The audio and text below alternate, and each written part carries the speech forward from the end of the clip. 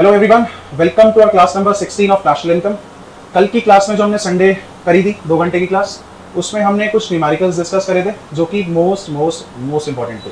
जो बच्चे नहीं आए थे प्लीज़ रिकॉर्डेड सेशन देख लीजिएगा ताकि आप अप टू डेट रहें। तो आज हम अपनी क्लास में पढ़ने वाले हैं नेशनल इनकम कैसे कैलकुलेट करेंगे, कुछ मेथड्स की बातें करेंगे। जनरली हम इनकम मेथड से आज देखेंगे कैसे कैलकुलेट कर सकते हैं इनकम मेथड से नेशनल इनकम।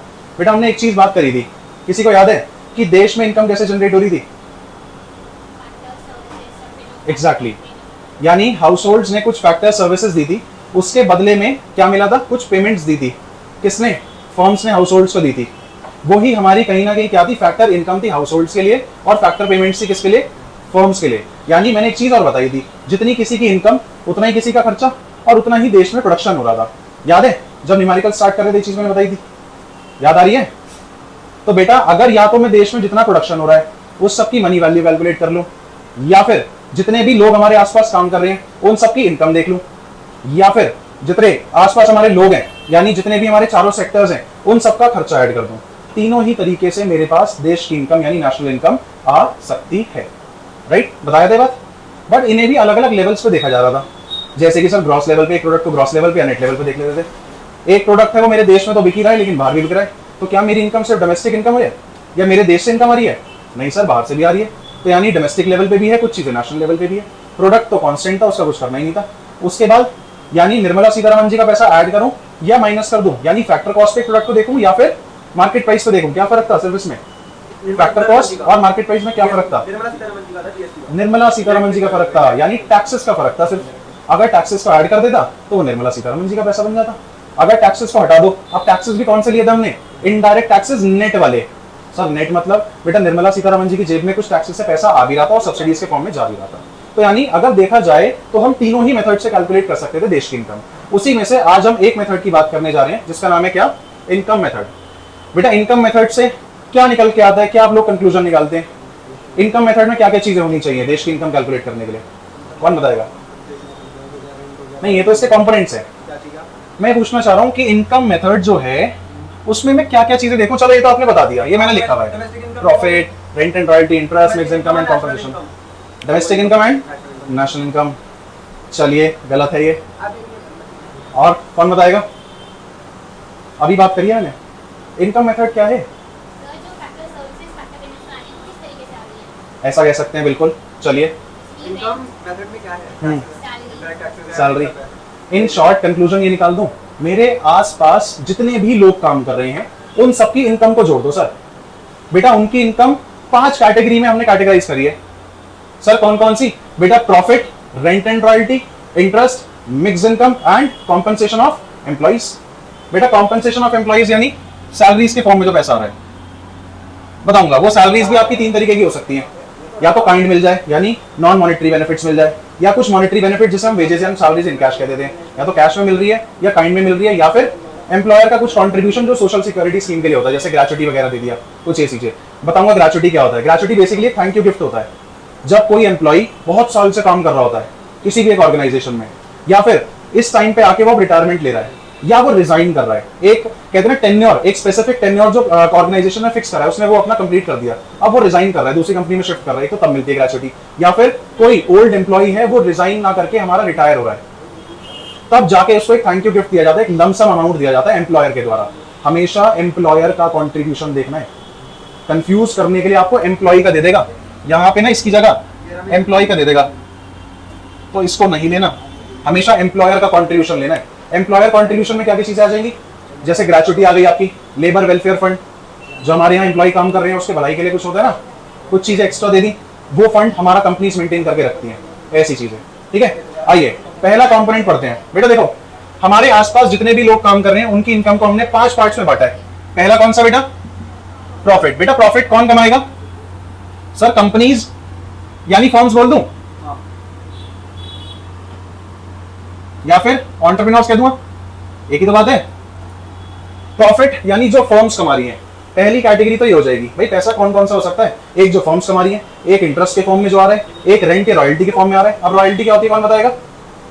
रॉयल्टी क्या होती है? चलो रेंट तो बता दिया मैंने, बिल्डिंग वगैरह अपनी लीज पे दे दी, उसके बदले में कुछ पैसा आ रहा है उसको मैंने रेंट बोल दिया, मंथली इनकम मेरी बन गई। बताइए। पगड़ी को कहते हैं royalty. Royalty, leadership. Intellectual property सुना है किसी ने नाम? क्या क्या? ट्रेडमार्क्स, एक मिनट सुनिएगा, फिर सुनिएगा।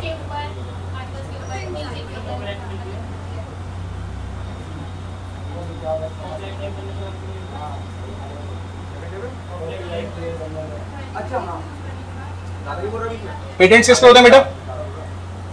नेम नहीं जी, पेटेंट्स हमेशा नई टेक्नोलॉजी पे होते हैं, या न्यू इन्वेंशन कह दो इसको, न्यू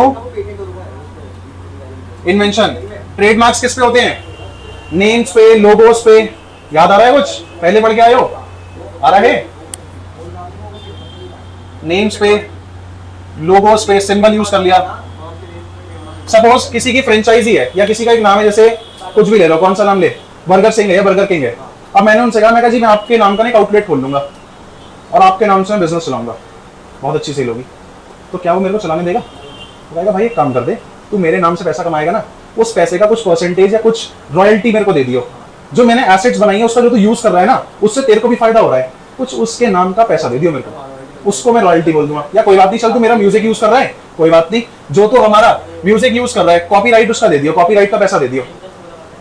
बेटा अभी याद है आपको, बादशाह ने किसी सॉन्ग में कोई पुराना सॉन्ग उठा के वो डाल देता है अपने उसमें, तो वो उनका पैसा देते हैं। फॉर एग्जाम्पल अगर हनी सिंह अपना गाना सेल आउट कर देता है, सेल आउट क्या है? वो अपने कॉपीराइट्स को बेच रहा है, उसका गाना कोई कॉपी नहीं कर सकता। अगर कोई कॉपी कर रहा है, उसने किसी ने कर दिया या उसकी लाइंस उससे बिना पूछे किसी ने डाल दी, तो वो क्लेम कर सकता है उस चीज का पैसा। तो भाई पैसा दे मेरे को इसका। मार्केट वैल्यू जितने सॉन्ग की मार्केट वैल्यू है ना, कितना मार्केट में बिकेगा ये सॉन्ग मिलता है। जैसे 1 करोड़ का गाना हो गया, 2 करोड़ के गाने हो गए, गाने भी बिकते हैं ऐसे। सिद्धू मूसेवाले के गाने बिकने के लिए बात हो रही थी, कितने कितने के बिकेंगे, ये कुछ बातें होती हैं। तो उसका पैसा कॉपीराइट्स का पैसा होता है वो, कि अगर आपको यूज करना है तो मेरे गाने से जो आप बेनिफिट उठाओगे ना, मेरे लाइंस अगर चल रही है, मेरा नाम चल रहा है, मेरी लाइंस आप यूज कर रहे हो, तो आपका गाना भी चल रहा है, यानी आप उससे इनकम कमाओगे ना, उस इनकम का कुछ पैसा मेरे को भी दे देना कॉपीराइट के नाम का। कोई नई टेक्नोलॉजी, नई इन्वेंशन है, लॉन्च कर दिया, उस पर तो हॉलमार्क वगैरह होता है। नहीं, ज्वेलरी वगैरह पे ऐसा तो नहीं होता, मुझे तो ऐसा कुछ नहीं पता। कॉपीराइट होता है उस पर? मुझे तो नहीं लगता कुछ ऐसा होता है, उस पर तो हॉलमार्क वगैरह होता है, उसकी प्योरिटी को जो डिनोट करता है, वो तो अलग है। मतलब जो आपने पूछा मैंने उसका जवाब दिया अभी, ये चीजें अलग हैं। सुनिए, ये चीजें समझ में आ गई। ट्रेडमार्क्स किस लिए है? ट्रेडमार्क्स नेम्स, लोगो, सिंबल के लिए होते हैं, ठीक है, कि भाई तू पैसा कमाएगा, उस पैसे का कुछ ना मेरे को दे दियो। तो मेरा सिंबल यूज कर रहा है ना, अपना आउटलेट खोल रहा है मेरे सिंबल से, मेरा सिंबल यूज कर रहा है, उस सिंबल से तू पैसा कमाएगा ना, क्योंकि मेरा नाम चल रहा है। तो जब नाम चलता है तो उसका पैसा मेरे को दे दियो कुछ, तो उससे जो तेरा रेवेन्यू होगा, सेल्स ज्यादा बढ़ेगी, कुछ भी होगा, ठीक है। पेटेंट्स, नए इनोवेशन, नई टेक्नोलॉजी में क्या होता है? मैंने आईफोन 18 लॉन्च कर दिया, आईफोन 18 लॉन्च कर दिया, या कुछ कोई ऐसा प्रोडक्ट लॉन्च कर दिया जो नया इन्वेंशन है, नई टेक्नोलॉजी है। बेटा व्योम जी आए, सर मैं भी यूज करूंगा, तो क्या अगर व्योम जी का मार्केट एग्जिस्टेंस ज्यादा है, यानी उनका मार्केट कैप्चर उन्होंने ज्यादा कर रखा है, तो क्या वो प्रोडक्ट मेरे नाम से बिकेगा बाद में? भले इन्वेंट में नहीं करो, बट जानने वाले व्योम जी के ज्यादा है, तो लोग क्या कहेंगे? व्योम ने बनाया प्रोडक्ट है। तो बेटा मैं अपने प्रोडक्ट को सिक्योर कैसे करूंगा? मैं कहां पे प्रूफ दिखाऊंगा कि मैंने बनाया है? तो मैं उसको ना पेटेंट करा लूंगा, पेटेंट करा लूंगा उसके नाम का, कि भाई ये टेक्नोलॉजी मैंने बनाई है, ये इनोवेशन मेरा है, अब व्योम जी यूज नहीं कर पाएंगे। अगर व्योम जी ने यूज करा तो मैं क्लेम कर सकता हूँ उस चीज का पैसा, ये होता है, ठीक है। कॉपीराइट्स हमेशा बुक्स, म्यूजिक वगैरह पे होते हैं। जैसे मैंने अभी सिद्धू मूसेवाले गाने की बात करी, अगर सिद्धू मूसेवाला अगर यहाँ पे होता है, अपने गाने की लाइंस वगैरह किसी और गाने में कहता है कि भाई किसी और सिंगर को मैं दे रहा हूँ, तो उसका पैसा चार्ज करता है। हनी सिंह अगर कोई अपने गाने की लाइंस दे रहा है यूज करने के लिए, तो उसका पैसा चार्ज करेगा, क्योंकि दूसरे सिंगर को अगर अपना नाम बनाना है तो उस हनी सिंह की लाइन से, उसका गाने की लाइन से उसका रेवेन्यू बढ़ेगा। तो इसीलिए इन चीजों का भी पैसा लिया जाता है, तो इन्हें बोलते हैं इंटेलेक्चुअल प्रॉपर्टीज। तो बेटा हमारे आसपास जितने भी लोग काम कर रहे हैं, उनकी इनकम को हमने 5 कैटेगरी में बांटा है। कौन कौन सी? या प्रॉफिट हो जाएगा, कौन कमाएगा प्रॉफिट? फर्म्स कमाएंगी, एंटरप्रेन्योर्स हो गए, या फिर बिजनेसमैन आप उसे कह दीजिए। दूसरा हो जाएगा हमारा क्या? रेंट एंड रॉयल्टी के फॉर्म में पैसा जो आ सकता है। रेंट तो समझ में आ गया, रॉयल्टी क्लियर हो गया, रॉयल्टी क्लियर है। इंटेलेक्चुअल प्रॉपर्टी इसको यूज करने के लिए दे दिया कि आप रेवेन्यू जनरेट करो, उसका कुछ पैसा मेरे को दे देना, तो मेरे पास इस फॉर्म में भी पैसा आ सकता है। तीसरा, मैंने अपने फंड्स दे दिए, जैसे ब्याज पे मैं पैसा दे दिया कि भाई ठीक है तो एक काम करिए उसको ब्याज दे दियो, तो इंटरेस्ट के फॉर्म में मेरे पास पैसा आ सकता है। याद है कैपिटल पे इंटरेस्ट मिलता था, डिविडेंड नहीं मिलता था मेरी, आपने पूछा था याद है सर डिविडेंड क्यों नहीं मिल रहा? डिविडेंड प्रॉफिट का कुछ ऐसा पार्ट होता है कि जो शेयर होल्डर्स को दे दिया जाता है, एक्स्ट्रा इनकम होती है, मैंने पहले ही बताया था, साइड इनकम है, बताऊंगा उसको भी अभी आगे। फिर हमारे पास तीसरा जो इनकम आ सकती है वो आती है मिक्स इनकम। मिक्स इनकम क्या होता है? बेटा हमारे आसपास छोटे छोटे दुकान खुली होती है, सेल्फ एम्प्लॉयड पीपल होते हैं। फॉर एग्जाम्पल एक डॉक्टर था, उसने पूरा अपना प्रैक्टिस वगैरह करी, अपना क्लिनिक खोल लिया, तो उसका आज अपना क्लिनिक है, उसका रेवेन्यू वहीं से जनरेट होगा। बिल्कुल होगा। तो ऐसे चीजें यानी सेल्फ एम्प्लॉयड लोगों का पैसा, हमारे आसपास जो दुकान खोल रखी है, सीए ने अपना ऑफिस खोल लिया, उसके पास जो पैसा आ रहा है वो सारे इनकम जो होती है हमारी मिक्स इनकम में काउंट हो जाएगी। ठीक है, तो हमारे कितने तरीके के पैसे पढ़ लिए अभी हमने? Profit, rent and royalty, interest, mix income, और लास्ट हो जाता है कॉम्पनसेशन ऑफ एम्प्लॉइज यानी सैलरीड पर्सन का पैसा। बेटा सैलरी के फॉर्म में भी तो पैसा आ सकता है। अब सैलरी किस किस फॉर्म में मिल सकती है ध्यान दीजिएगा बेटा। वेजेस एंड सैलरीज ओनर ने कैश में दे दी, कैश मिल गया यानी मॉनेटरी बेनिफिट्स मिल गए। Monetary benefits wages, dearness allowance या आपके सैलरीज दे दी, या फिर और क्या दे सकता है वो, बोनस वगैरह दे दिया। ये सारे मॉनेटरी बेनिफिट्स हैं। अब डियरनेस अलाउंस पता है किसी को क्या होता है? डीए, डीए बोलते हैं, शॉर्ट फॉर्म इसको बोलते हैं डीए। मैंने डीए लिखा मेरा, पता है किसी को क्या होता है? क्या? Dearness allowance. डीए सीटीसी का पार्ट नहीं होता, सैलरी में जो सीटीसी होता है ना उसका पार्ट नहीं होता। जनरली प्राइवेट सेक्टर्स इसको नहीं देते, गवर्नमेंट सेक्टर्स के जो ऑफिशियल्स होते हैं ना, गवर्नमेंट ऑफिशियल्स उनको मिलता है। पता है किसी को क्या होता है? सुना हुआ है ना। देखो अभी मैंने इन्फ्लेशन की बातें करी थी कुछ। बेटा जो इन्फ्लेशन हो रहा है, महंगाई बढ़ रही है, तो क्या सैलरी में भी इंक्रीमेंट होना चाहिए? चलो अकॉर्डिंग टू परफॉर्मेंस तो हो ही जाएगा, उसके अपार्ट कुछ होना चाहिए। चलो किसी ने परफॉर्मेंस अच्छी नहीं दी, हर 5 साल बाद सैलरी का इंक्रीमेंट हो जाना, ताकि इन्फ्लेशन को आप बीट कर सको या मीट आउट कर सको। इन्फ्लेशन के जो भी रेट है ना, उससे जो भी हमारी महंगाई बढ़ रही है उस एक्सपेंसेस को आप मीट आउट कर सको। फॉर एग्जाम्पल ये जनरली बेसिक पे का कुछ परसेंटेज होता है। अब जब आपकी जॉब लगेगी ना आगे तो आपको पता लगेगा उसमें बेसिक पे लिखा होता है। सपोज आपको 30,000 मिलने हैं लेकिन बेसिक पे आपका 10,000 है। आपका एचआरए, हाउस रेंट अलाउंस वगैरह सब ये सब मिल करके आपका पूरा कुछ कंपोनेंट्स होते हैं जो आपका कहीं ना कहीं ओवरऑल आपका सीटीसी डिजाइन करते हैं। ठीक है, यानी कितनी आपको सैलरी मिलनी है। उसी में एक डियरनेस अलाउंस होता है डीए, यानी इन्फ्लेशन को मीट आउट करने के लिए कुछ जो इंक्रीमेंट हो रहा है बेसिक पे में, उसे कह देते हैं डियरनेस अलाउंस। ठीक है, सब क्लियर है? व्योम, बत्रा जी, जुहा, मेरीन, ईशल, आयशा, इंशा, क्लियर है? पक्का? चलो तो बेटा wages and salaries in cash भी मिल सकती हैं, इन काइंड भी मिल सकती है। काइंड का क्या मतलब है? पैसे ना देके कुछ सामान दे दिया। कैसा सामान? भाई एक काम कर देते हैं, when I was working as an academic counsellor ना, मतलब I used to pitch different universities on call. तो मैं क्या करता था, मैं जब उनसे पूछता था ना, सर आप एमबीए करना क्यों चाहते हो या मास्टर डिग्री परस्यू करना क्यों चाहते हो, तो वो क्या कहते थे, सर देखो ह्यूमन कैपिटल जो है ना उसका डेवलपमेंट करना है, मतलब अपनी स्किल्स एंड नॉलेज को डेवलप करना है मेरे को, जो कि कहीं ना कहीं कंपनी के बेनिफिट के लिए है। तो कंपनी ही हमें फायदा दे रही है कि आप आपकी जो एजुकेशन फैसिलिटीज है ना, मेडिकल फैसिलिटीज है, आप कर लो, आप अपनी फर्दर स्टडीज कर सकते हो, हम आपको 1 लाख से 1.5 लाख के आसपास का कुछ खर्चा दे देंगे, अपार्ट फ्रॉम आपकी सैलरी होगा। कुछ बेनिफिट्स दे देते हैं कि चलो आप अपना हायर स्टडीज कर लो, हमारे आप अपनी स्किल्स और नॉलेज को डेवलप करोगे, हमारे ऑर्गेनाइजेशन में ही काम आएंगी, उसको ही डेवलप करेंगे। तो ऐसा खर्चा यानी ऐसा पैसा जो कैश में ना मिलके आपको सामान मिल रहा है या कुछ बेनिफिट्स दे दिए नॉन मॉनेटरी, यानी जो पैसे के टर्म्स में तो नहीं है, तो कैसे बेनिफिट्स हो सकते हैं? मेडिकल बेनिफिट्स हो सकते हैं या एजुकेशन फैसिलिटीज प्रोवाइड कर सकते हैं। जनरली करती है ना कंपनीज, करती है नहीं करती? देखा है आप लोगों ने? देखा, मैंने देखा है। मैं जब वर्किंग प्रोफेशनल से बात करता था तब पता लगता था कि हाँ वो खर्चा ना उनकी कंपनी ही बियर कर रही है फर्दर स्टडीज का, ऐसा होता है। चलिए, और लास्ट क्या हो सकता है? कॉम्पनसेशन ऑफ एम्प्लॉइज का एक part, employer contribution to social security scheme, यानी employer contribution to SSS, employer contribution to SSS, social security scheme. बेटा अगर हमें एम्प्लॉय का कॉन्ट्रीब्यूशन दे दिया तो क्या इसको लेंगे? नहीं लेंगे, यानी हमें सिर्फ एम्प्लॉयर का कंट्रीब्यूशन देखना है। तो बेटा पैसा हमारा इन 5 फॉर्म्स में आ सकता है। हमारे आसपास जितने भी लोग काम कर रहे हैं उनकी जो भी इनकम हो रही है उसका 5 तरीके से हमने कैटेगराइज करा है। पहला प्रॉफिट, जो फर्म्स या एंटरप्रेन्योर्स वगैरह कमा सकते हैं। दूसरा रेंट एंड रॉयल्टी के फॉर्म में पैसा आ सकता है। तीसरा इंटरेस्ट के फॉर्म में। चौथा मिक्स्ड इनकम फॉर्म में। मिक्स्ड इनकम क्या होती है? जो आसपास हमारे सेल्फ एम्प्लॉयड पीपल काम कर रहे हैं, दुकान वगैरह खोल ली, बार्बर शॉप है, ऐसे वैसे शॉप, सीए ने अपना ऑफिस खोल लिया, डॉक्टर ने अपना क्लिनिक खोल लिया पर्सनल, वहां से उनका पैसा आ रहा है, वो मिक्स्ड इनकम में आ जाता है। और लास्ट हो जाता है हमारा कौन सा? लास्ट कौन सा जाता है हमारा? Compensation of employees. बेटा एक बात का ध्यान रखिएगा, कॉम्पनसेशन ऑफ एम्प्लॉइज और प्रॉफिट में ही कंफ्यूज करेगा सिर्फ आपको। बाकी आपका ये rent and royalty, interest and mixed income as it is दे रखा होगा, as it is. Generally most of the cases में 99% ऐसे ही देता है। कंफ्यूज करेगा तो किस में करेगा? प्रॉफिट में एंड कॉम्पनसेशन ऑफ एम्प्लॉइज में। अब बेटा प्रॉफिट का भी ना 3 सब पार्ट होते हैं, 3 कंपोनेंट्स होते हैं। कैसे? कौन बताएगा? बिजनेसमैन ने प्रॉफिट कमाया, चलो यानी रिटेन करके रख लिया। बिजनेस से जो पैसा कमाया कुछ तो मैंने रिटेन कर लिया, अपने पास रख लिया। कुछ प्रॉफिट्स मैंने बांट दिए शेयर होल्डर्स को, कुछ प्रॉफिट्स का हिस्सा मैंने टैक्स के फॉर्म में सरकार को दे दिया। तो बेटा प्रॉफिट्स का वो हिस्सा जो मैं लोगों में यानी शेयर होल्डर्स में बांट दूंगा उसको क्या बोलूंगा? डिविडेंड। प्रॉफिट्स का कुछ पार्ट जो मैं अपने पास रिटेन कर लूंगा फ्यूचर के लिए उसे क्या बोल दूंगा? रिटेन्ड अर्निंग्स या सेविंग्स। प्रॉफिट का कुछ पार्ट या कुछ हिस्सा जो मैंने टैक्स के फॉर्म में दे दिया सरकार को उसे क्या बोल दूंगा?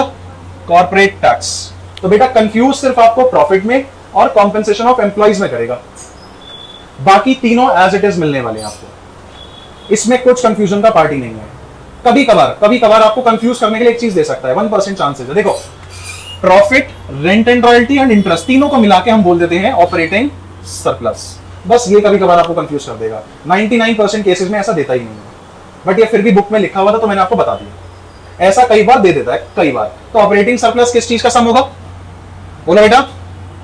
प्रॉफिट का, रेंट का, रॉयल्टी का एंड इंटरेस्ट का। अब इसको छोटा सा तरीका है याद करने का।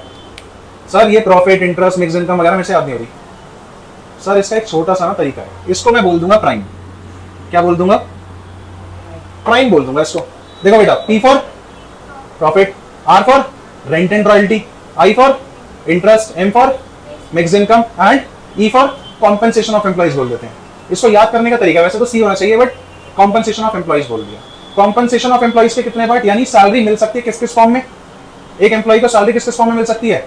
सर काइंड में, कैश में, और सर कुछ एक्स्ट्रा बेनिफिट्स दे सकते हैं जैसे ग्रेचुटी वगैरह, यानी जिसको हम क्या बोल देंगे? एम्प्लॉयर का कंट्रीब्यूशन। एम्प्लॉय का नहीं, एम्प्लॉयर का कंट्रीब्यूशन टू SSS यानी सोशल सिक्योरिटी स्कीम। और बेटा प्रॉफिट का कुछ हिस्सा जो बिजनेस ने टैक्स के फॉर्म में दे दिया उसे क्या बोलूंगा मैं? Corporate tax. प्रॉफिट का कुछ पार्ट जो मैंने रिटेन कर लिया उसको क्या बोलूंगा? रिटेन अर्निंग या फिर सेविंग्स। प्रॉफिट का कुछ पार्ट जो मैंने शेयर होल्डर्स में बांट दिया उसे क्या बोलूंगा? डिविडेंड बोलूंगा। तो बेटा इसे याद करने का बहुत सिंपल सा तरीका है, प्राइम। और कंफ्यूज कौन से कंपोनेंट्स में करेगा आपको? प्रॉफिट में और कॉम्पेंसेशन ऑफ एम्प्लॉइज में। बेटा इसके जो सब पार्ट्स है ना, ये आपको तब देखने हैं जब, देखो बेटा ये तीन part, wages and salaries, in cash, in kind and employer का कंट्रीब्यूशन, ये तब देखने हैं जब आपको कॉम्पेंसेशन ऑफ एम्प्लॉइज ना दे रखा हो। Similarly dividend, savings and retained earnings और कॉर्पोरेट टैक्स कब देखने हैं? जब प्रॉफिट ना दिया हुआ हो, यानी ये हो गए पापा और ये हो गए इसके बच्चे। तो बच्चों को इग्नोर करना है जब पापा दिए हुए हैं। जब बच्चे दिए हुए हैं और पापा को नहीं दे रखा तो बच्चों को जोड़ के पापा बना दो, यानी बच्चों को कब देखना है? जब पापा नहीं दिए हुए। ठीक है, ऐसे ही अगर ये दिए हुए हैं, ये पापा दिए हुए हैं, तो बच्चों को देखना है क्या? इनके बच्चों को देखना है जो 3 बच्चे हैं? नहीं देखना। ठीक है बेटा, इसका स्क्रीनशॉट लीजिए। एक बात ध्यान रखिएगा, जो wages and salaries in cash है उसमें बोनस एंड डियरनेस अलाउंस का ध्यान रखिएगा। कई बार क्वेश्चन में बोनस दे देगा और कंफ्यूज हो जाओगे किसका पार्ट है वो।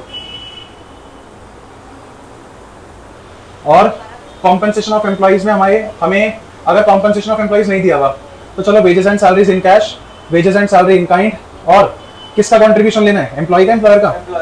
एम्प्लॉयर का कंट्रीब्यूशन। ऐसा क्यों? एम्प्लॉय तो बहुत सारे होते हैं, एम्प्लॉयर तो बेटा एम्प्लॉयर का ही कंट्रीब्यूशन क्यों लिया हमने यहाँ पे? एम्प्लॉयर का कंट्रीब्यूशन क्यों लिया?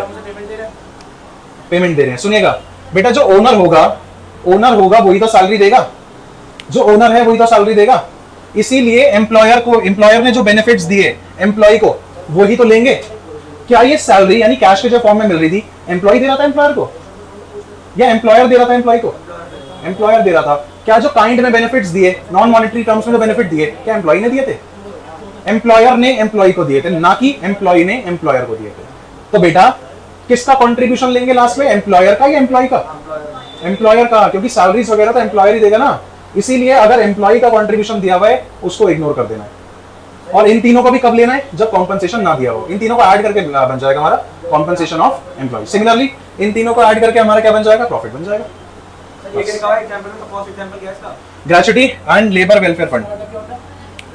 ग्रेचुटी का मतलब होता है जो लमसम पेमेंट रिटायरमेंट पे या फिर जब एक एम्प्लॉय हमारा रिजाइन कर रहा होता है तब उसको लमसम पेमेंट दे दी जाती है। कुछ उसको बोलते हैं थैंक यू गिफ्ट। लिख लेना, थैंक यू गिफ्ट।